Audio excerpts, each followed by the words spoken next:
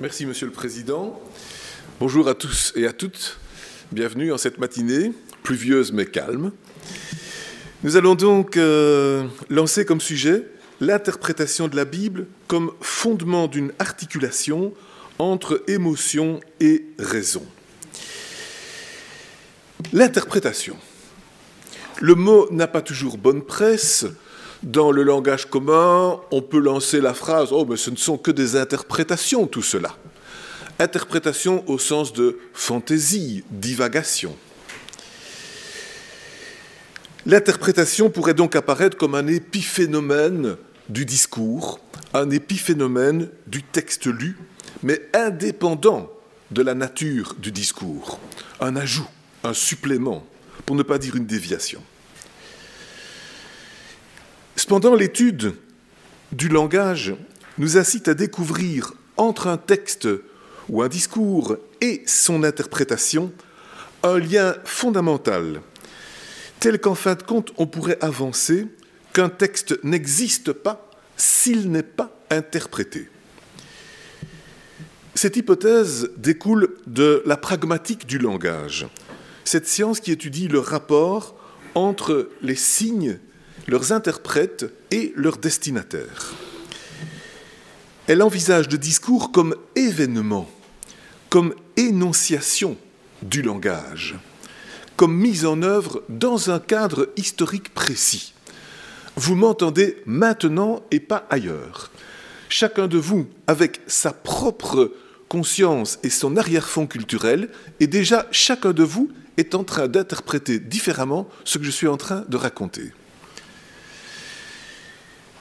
C'est ainsi qu'on a pu, à la suite de Tzvetan Todorov, que je suivrai quelque peu dans son livre « Symbolisme et interprétation », distinguer dans tout discours l'émanation d'un sens direct, qu'on pourrait appeler sens littéral, et un sens indirect, qui est un sens situé.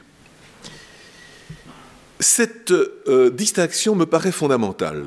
Donnons un petit exemple très simple. Admettons que nous entrions dans cette pièce en plein hiver et qu'elle n'ait pas été chauffée. J'arrive au micro.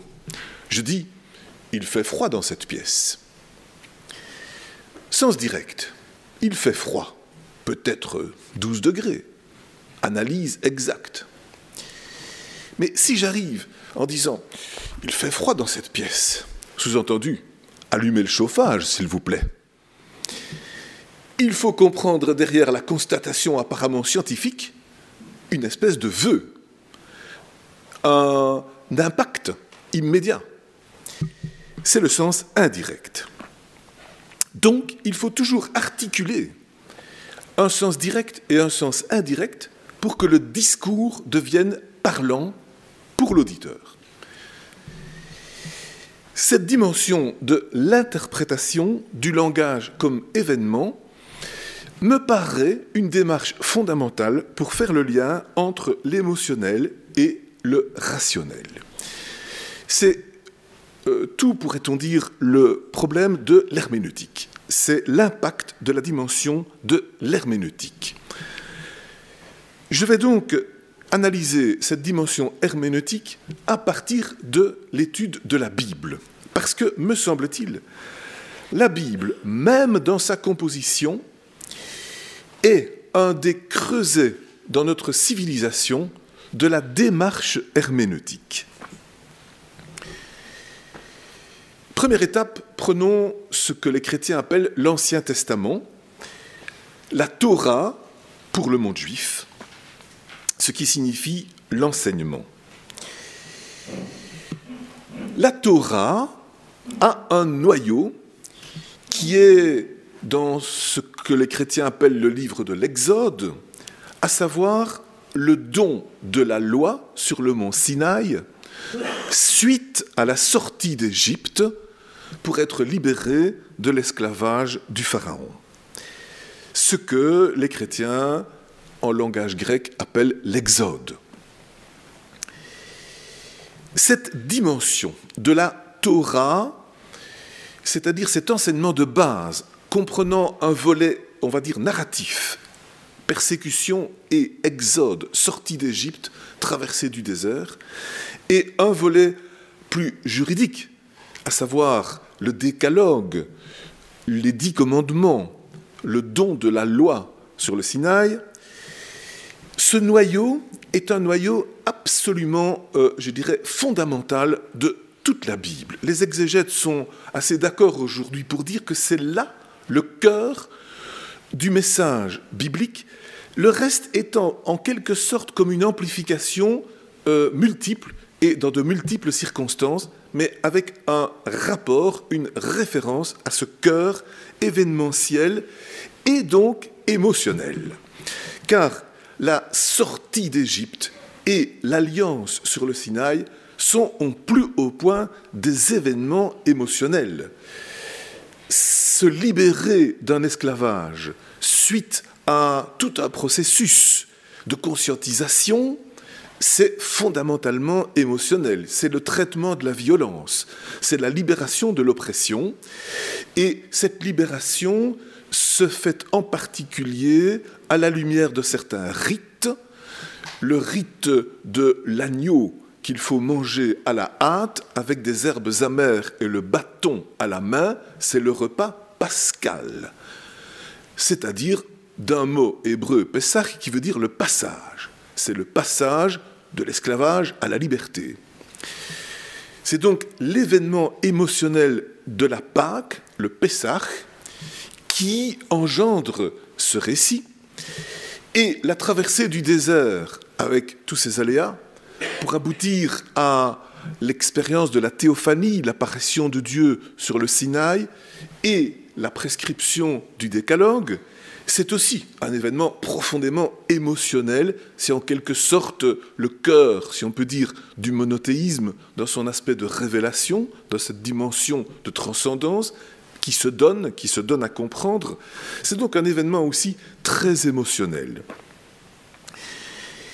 Ces 2 volets, sortie d'Égypte d'une part, don de la loi sur le Sinaï d'autre part, ont tellement marqué la mentalité qu'ils ont donné naissance à 2 grandes fêtes qui sont toujours aujourd'hui au cœur du calendrier de vos agendas, c'est-à-dire la fête de Pâques pour le Pessach et la fête de Pentecôte qui, dans le monde juif, évoque le don de la loi au Sinaï.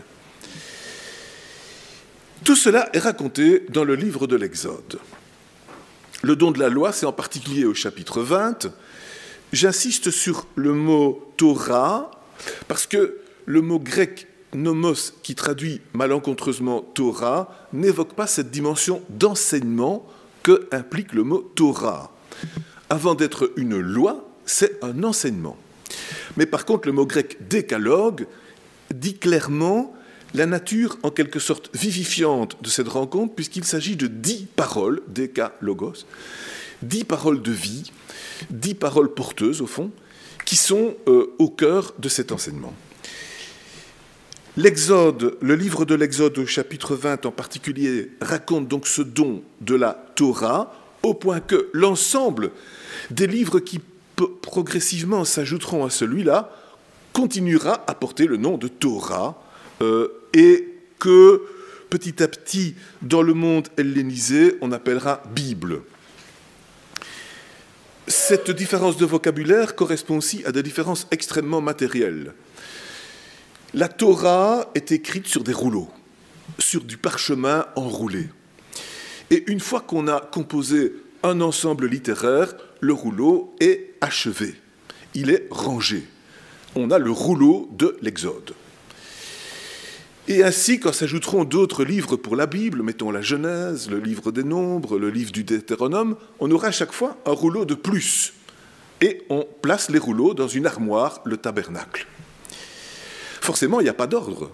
Les rouleaux sont entassés les uns sur les autres. Mais quand, vers le 1er siècle de notre ère, si je ne m'abuse, on va inventer le biblion, le livre, c'est-à-dire le fait de relier en cahier, et non plus en rouleau, les parchemins sur lesquels on écrit les textes, on va induire un processus de composition et de mise en ordre. Au lieu d'avoir des rouleaux entassés, on a une séquence avec un premier livre et un dernier livre, ce qui implique une réflexion sur la mise en ordre.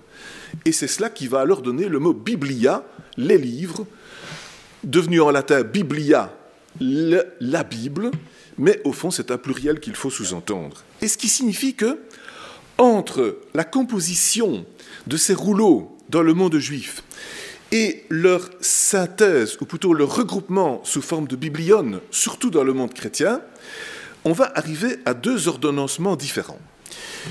Pour le monde juif, le rouleau de la Torah est le cœur de tous les autres. Les autres sont en quelque sorte des commentaires du premier. Pour le chrétien, par contre, la mise en ordre de ces rouleaux va revêtir un aspect quasi chronologique. On va mettre comme premier rouleau celui de la Genèse, qui raconte la création du cosmos et les mythes primitifs autour du déluge, et puis l'histoire d'Abraham, pour finir par justement l'intégration du peuple hébreu en Égypte, avec Jacob et ses fils. Et donc, on va créer un ordre de type chronologique pour y ajouter le Nouveau Testament et finir par l'Apocalypse, la fin des temps.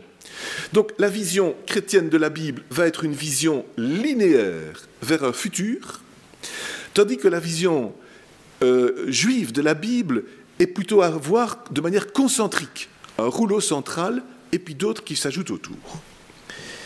Ainsi donc, nous avons un cœur de l'événement qui, par sa mise par écrit, passe dans un premier temps d'un certain émotionnel à un certain rationnel.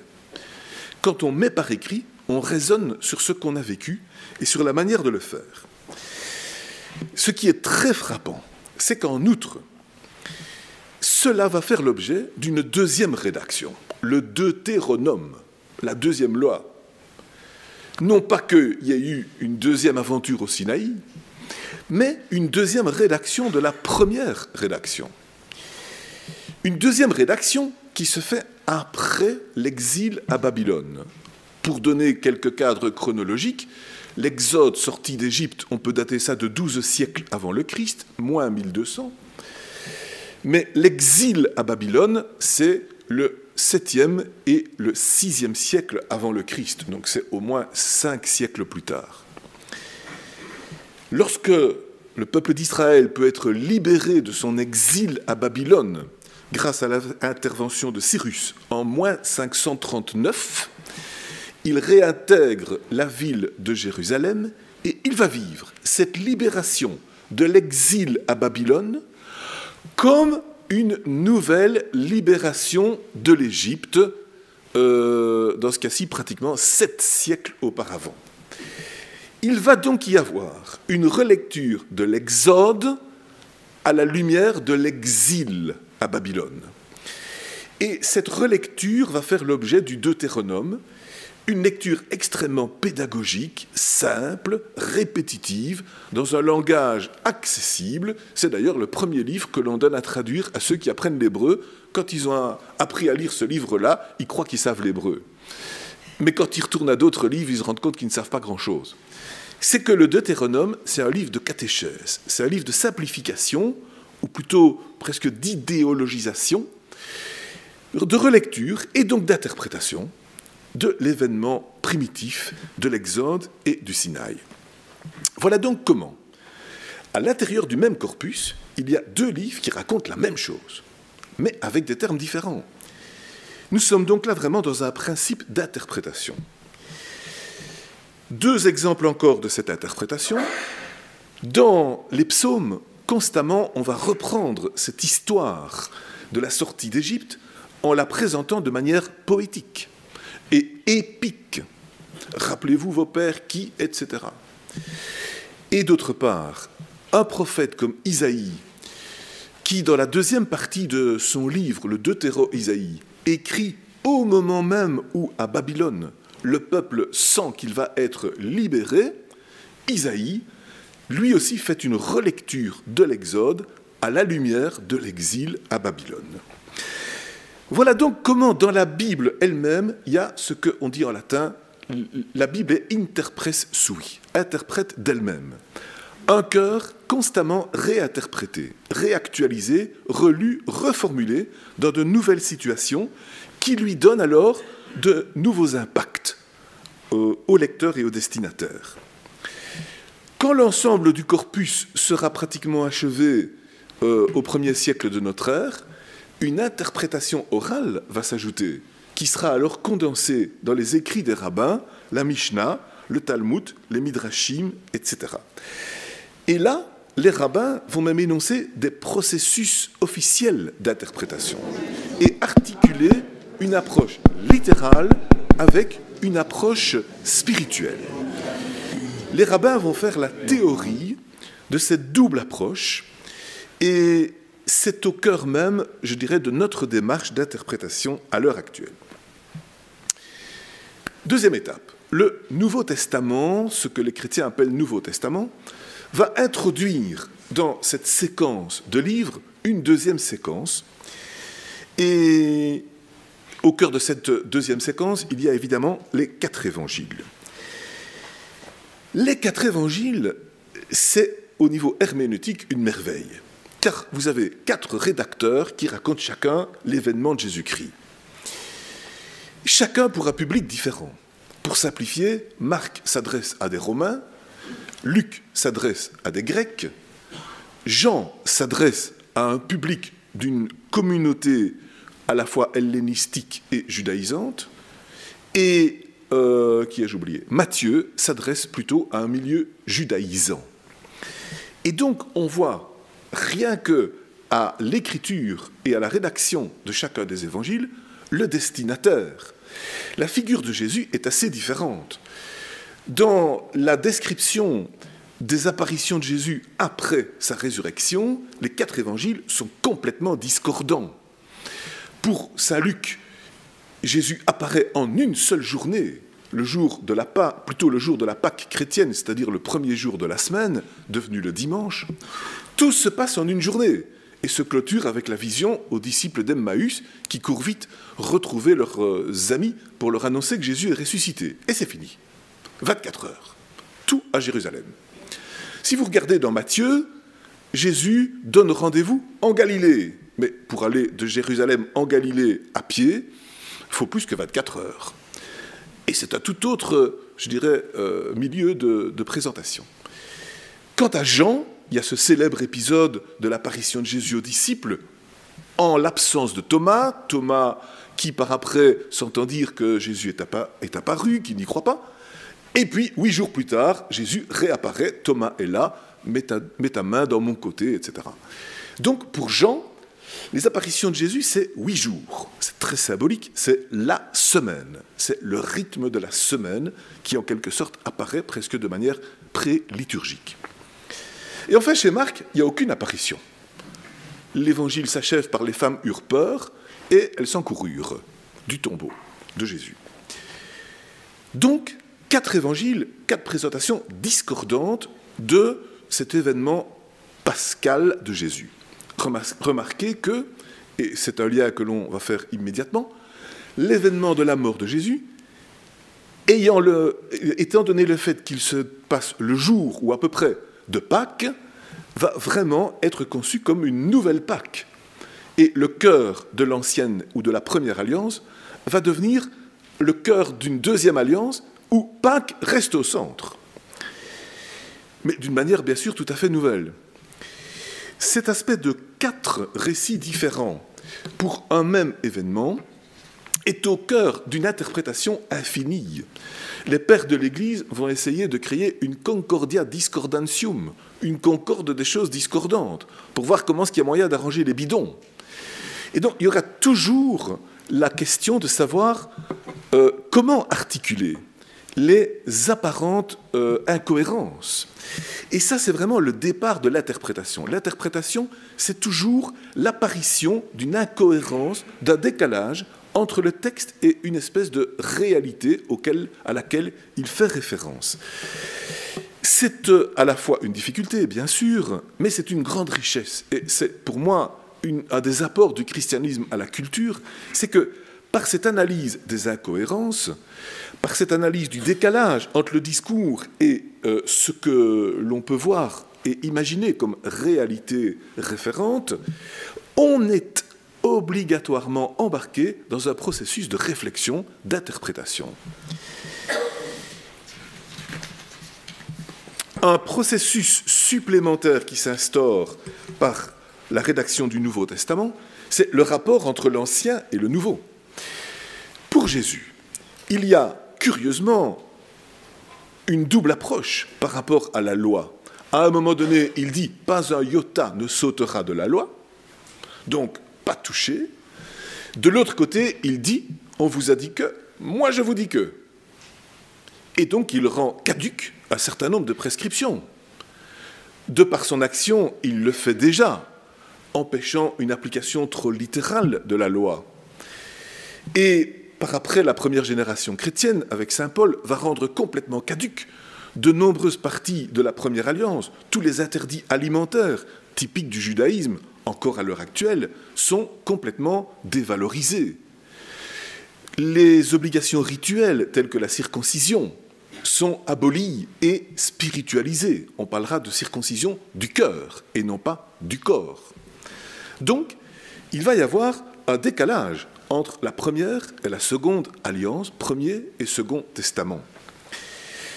Ce décalage va entraîner chez certains chrétiens la volonté de supprimer la première alliance. Pourquoi encore traîner derrière soi ce wagon inutile?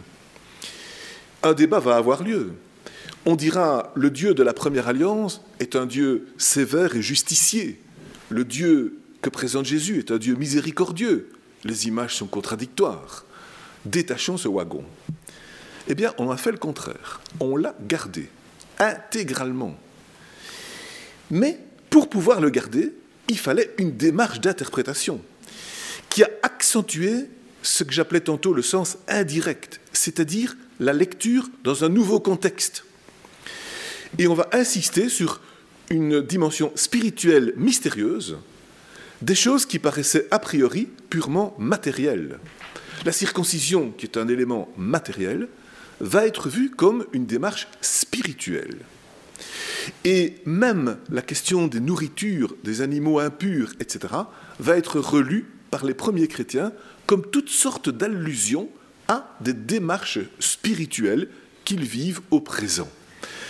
Et donc, c'est le sens indirect, je vais dire fécondé par une approche qu'on appellera allégorique, qui va permettre de tout garder, mais avec une capacité de relecture, de lecture spirituelle.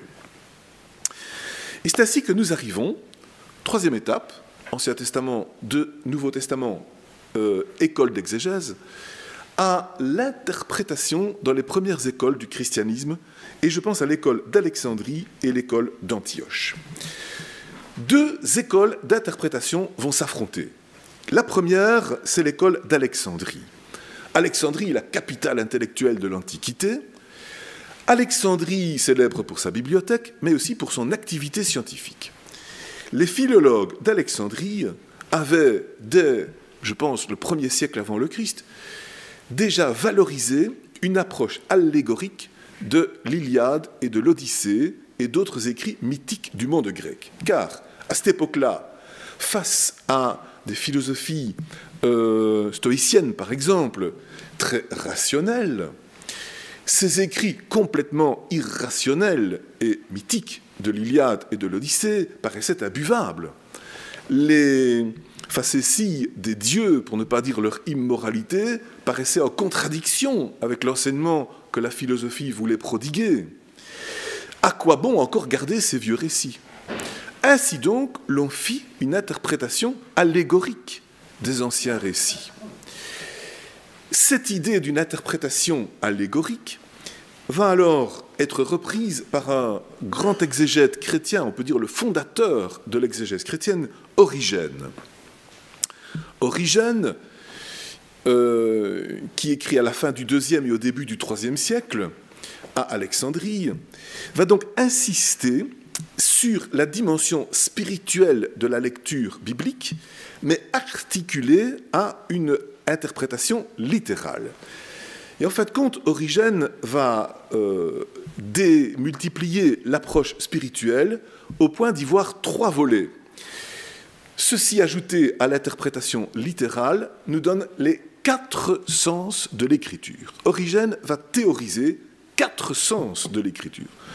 Le sens littéral ou historique nous dit les choses qui se sont passées, mais nous fait remarquer Origène, dans ce sens littéral, il y a constamment des incohérences. Par exemple, dans le récit de la création, Dieu dit à Adam, après qu'il a pris la pomme de la main de Ève, ou le fruit plus exactement, « Adam, où es-tu » Alors dit Origène, mais Dieu voit tout. Pourquoi est-ce qu'il doit dire « Adam, où es-tu » Alors cette incohérence, nous dit Origène, nous oblige à interpréter. L'interprétation donc historique et littérale fait apparaître des incohérences qui poussent à avoir aussi une interprétation spirituelle et à se rendre compte que ce récit n'est pas simplement là pour nous raconter une anecdote, mais ce récit a une valeur beaucoup plus profonde et cachée. C'est le sens spirituel. Ce sens spirituel est donc triple. Pour Origène, il a une dimension allégorique, une dimension tropologique et une dimension anagogique. La dimension allégorique, ça veut dire qu'il renvoie à autre chose que ce que apparemment il signifie. Il renvoie à d'autres personnes, il renvoie à d'autres événements que ce que apparemment l'histoire nous dit. C'est l'allégorie. Ça veut dire donc que des personnages qui sont là, présentés dans la Première Alliance, sont au fond des évocations, des préfigurations d'autres personnages, mettons, de la Nouvelle Alliance, comme Jésus lui-même, ou tout simplement de personnages actuels que nous sommes. Ils sont des figures. On emploie souvent le mot figure, ils sont des tupoi, des types, et on parle aussi de typologie. Première chose donc, l'approche allégorique ou typologique. Deuxièmement, l'approche tropologique, tropos la conduite.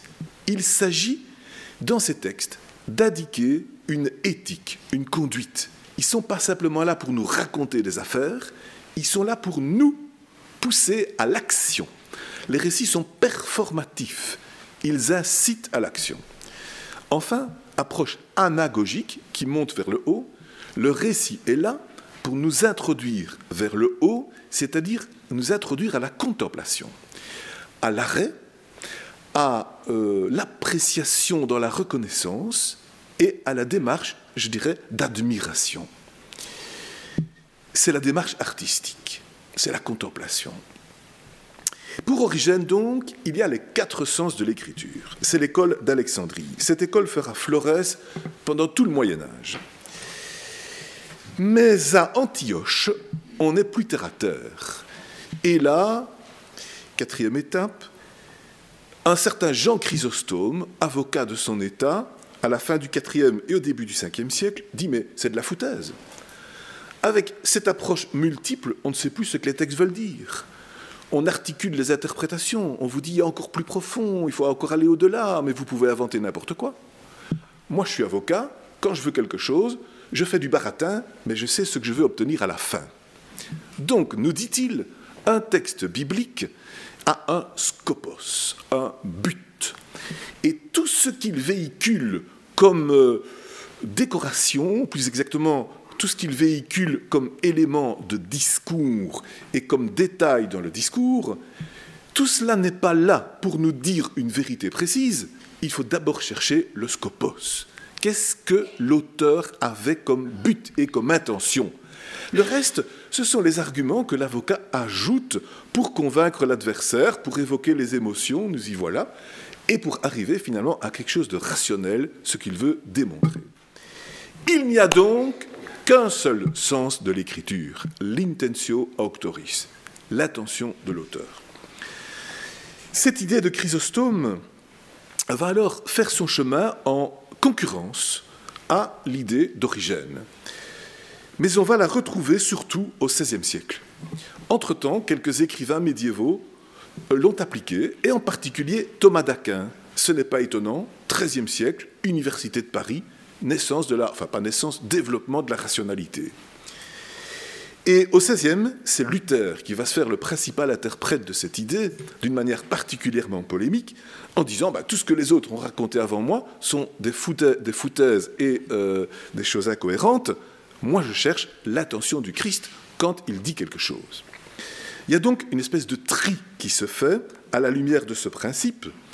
Nous le retrouvons chez Mélenchon, qui est donc un ami de Luther, chez Bucer dans la réforme strasbourgeoise, chez Brucioli dans la réforme italienne, chez Valdès dans la réforme espagnole, chez Calvin, évidemment, dans la réforme en France, mais nous le retrouvons aussi en Belgique, chez Jansénius, Corneille Jansénius, évêque de Gand, pas le Corneille Jansénius, évêque d'Ypres, fondateur du jansénisme, mais le premier Corneille Jansénius, professeur à l'université de Louvain au XVIe siècle, qui, au fond, introduit dans l'Église catholique cette manière de faire, à savoir, il y a un sens de l'Écriture. Avec cette approche, nous avons évidemment une émergence de la rationalité. Nous avons, par rapport à la gestion de l'émotion, par rapport, d'autre part, à la gestion de la raison, un glissement vers la rationalité. Cette approche, cependant, comporte un risque. Elle va être, en quelque sorte, on va dire, intensifiée face à ce développement des sciences qui caractérise le XVIe puis le XVIIe siècle. Et au lieu d'être une approche littérale centrée sur l'attention de l'auteur, elle va devenir ce qu'on appelle le sensus historicus, le sens historique. Elle se réduit à une identification de l'événement historique. Alors, le récit de la Genèse, qui raconte par exemple en 7 jours la création du monde, non seulement ne bénéficiera plus d'une quadruple approche des 4 sens et du mystère sous-jacent, mais il va devenir une évaluation de la valeur historique du récit. Et donc, avec cette approche historicisante, le récit va entrer en conflit immédiat avec l'émergence des sciences. C'est l'affaire Galilée. Galilée qui insiste sur l'héliocentrisme, et donc Galilée qui est en contradiction avec un texte de la Bible, celui où l'on voit Josué arrêter le soleil pour pouvoir prendre la ville de Jéricho. Si Josué peut arrêter le soleil, c'est que le soleil bouge. Si le soleil bouge, c'est que la terre est au centre et ne bouge pas. Alors Galilée est bien obligé de baisser les bras sous les injonctions de l'Inquisition, et puis dans les coulisses, il dira « et pour 6 mois, et pourtant elle bouge, la terre ». Nous sommes en contradiction, on vit la contradiction totale, à cause de la réduction du sens de l'attention de l'auteur à un sens historique et historicisant. Ce qui va débloquer le conflit, c'est l'approche, je vais dire, érudite et ruminée pendant au moins 3 siècles de l'histoire des textes et de leur composition et la découverte des genres littéraires et des processus de rédaction successive de chacun de ces textes bibliques. Des érudits dans leur cabinet, Mabillon et les moristes en particulier en France, loin des caméras, si je puis dire, loin des médias, loin des polémiques, vont analyser comment ces textes ont été composés, découvrir qu'il y a des genres littéraires complètement différents, et que la Bible, par exemple, utilise des genres littéraires mythiques pour un récit comme la création, utilise des genres littéraires juridiques comme les 10 commandements et leurs spécifications dans le livre de l'Exode, des genres littéraires poétiques, comme dans les psaumes, mais surtout dans le Cantique des Cantiques, genres littéraires narratifs ou carrément historiques, comme les livres des rois ou les livres des chroniques, genre littéraire du conte, la fiction narrative, comme le livre de Jonas ou le livre ou certaines portions du livre de Daniel, des genres littéraires apocalyptiques, comme l'Apocalypse, genre littéraire prophétique, comme les expressions des livres des prophètes, et ainsi de suite. Chaque genre littéraire apparaît avec sa logique interne. Et en fonction du genre littéraire, le même mot sera pris complètement différemment. La colombe, dans le livre du Lévitique sur les interdits alimentaires, ne signifie pas la même chose que la colombe vient ma colombe dans le Cantique des Cantiques. Et donc, en fonction du genre littéraire, l'interprétation devra varier totalement. C'est ce qui va être en quelque sorte valorisé dans le christianisme catholique avec un peu de retard sur le protestantisme au cours du XXe siècle et d'une manière officielle au Concile Vatican II dans la constitution Dei Verbum sur la parole de Dieu. À savoir que tout texte biblique doit être interprété en fonction de son genre littéraire. Cette introduction de la notion de genre littéraire réintroduit par la petite porte la diversité des sens de l'écriture que Origène avait induite, mais d'une façon plus cadrée, plus rationnelle, si vous voulez. Mais elle réintroduit cette notion de pluralité d'approche, car qui va me dire si vraiment tel passage relève de tel genre littéraire ? Il faudra encore là faire l'analyse. Donc on est nécessairement embarqué dans un processus de discernement et dans un processus qui tient compte davantage qu'autrefois de la réception du destinataire, ce que j'ai appelé le sens indirect. Puisque c'est le destinataire qui va saisir que la colombe dans le Cantique des Cantiques, ce n'est pas la même colombe que dans le Lévitique. C'est donc le destinataire qui a un rôle important dans l'interprétation. Le destinataire est nécessairement partie prenante de l'élaboration du sens. Et c'est ainsi donc que l'on arrive actuellement, je trouve, à une certaine qualité dans la démarche exégétique, à savoir à la fois une approche de type scientifique et rationnel qui permet, à travers l'analyse des genres littéraires, de cerner l'intention de l'auteur, mais par le fait même, une mise en œuvre du travail du lecteur, du destinataire, de l'interprète, qui va toujours faire sienne cette interprétation dans son propre milieu de vie et déboucher de toute manière sur une interprétation spirituelle, personnelle, quelque part inspirée des idées d'Origène.